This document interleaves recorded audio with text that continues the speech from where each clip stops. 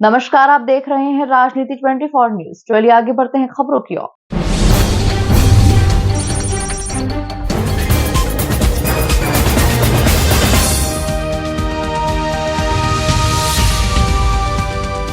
दया ही मेरे लिए दुख का कारण बनी है। जिन ससुराल वालों को रहने के लिए मैंने घर दिया, जिन्हें सहारा दिया, अब वो ही मेरे दुश्मन बन गए हैं। इन पर मैं करीब 30 लाख रुपए से ज्यादा खर्च कर चुका हूं।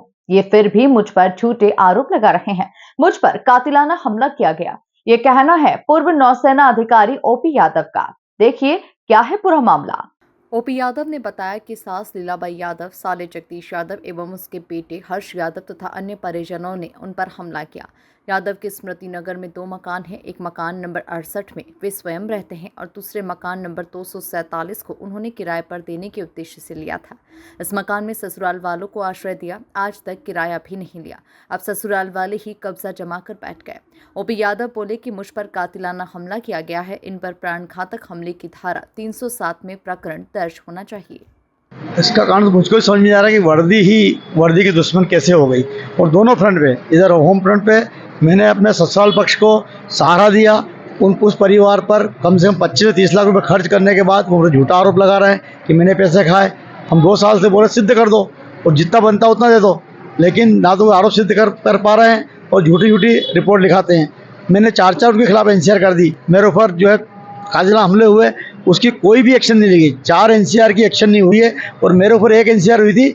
आज उसका भी पटाक्षेप हो गया क्योंकि झूठी एनसीआर थी, वो फर्जी पाई गई और उसको क्लोज कर दिया गया। लेकिन जो उनके खिलाफ 4 एनसीआर है उस पर कड़क एक्शन होना चाहिए और 1 एनसीआर तो बिल्कुल गलत है, वो 307 लगना चाहिए। मेरे ऊपर इतना जो कातिलाना हमला हुआ था कि ईंटों से द्वारा 1 ईंट अगर सर पे लग जाती तो मैं कहीं का रहता। सासू माँ ने राड से सर पे मारा, जो दबंग ने पूरा दिखाया था कंप्लीट लिस्ट जो है। तो ये स्थिति सबको पता है, लेकिन पुलिस प्रशासन क्यों मौन है। टीआई साहब भाटी जी बहुत अच्छे व्यक्ति हैं, लेकिन इतने व्यस्त रहते हैं। आज भी जब उनसे मिला तो एकदम बोल रहे थे बेटा 4 दिन से नहीं सोया हूँ, थोड़ा सा मैं जैसे फ्री होता हूँ आपकी एक एक्शन लेता हूँ, लेकिन तब तक कहीं ऐसा ना हो देर हो जाए।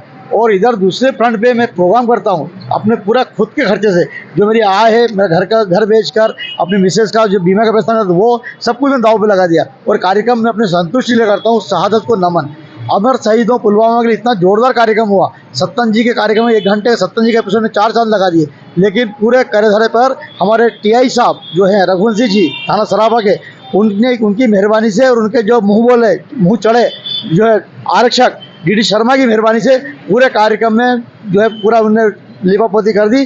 जितने दर्शक थे सबके सामने मेरे साथ बदतमीजी की गई। मेरे को उनका हाथ नहीं चला, उसका आरक्षक का हाथ नहीं चला, नहीं तो लाश से मारने वाला था। ऐसे बदतमीज आरक्षक की वर्दी उतरना चाहिए। और दूसरा जो उनको एक टीआई साहब को और एसीपी साहब को मतलब होना चाहिए, पता होना चाहिए कि सील का क्या महत्व है। उनने परमिशन दे दी, 1 दिन पहले परमिशन दे दी, और जब परमिशन शाम को हम कलेक्ट करने गए तो मालूम पड़ा सील नहीं। बिना सील के हमारा जो था टेंट वाला, उसने सामान लगाने से मना कर दिया, टेंट लगाने मना कर दिया। और फाइनली 4 घंटे की जद्दोजहद सील लगी। उसके बाद हमारा तो पूरी बहुत इतनी परेशानी से कहीं ऐसा नहीं हो कि मेरी जीत, मुझे ऐसा लग रहा है मेरी यही ऐसे ही रहा बर्ताव तो मुझे हो सकता है कभी अटैक आ सकता है, और इसके लिए पूरा पुलिस प्रशासन जिम्मेदार रहेगा। आपका नाम?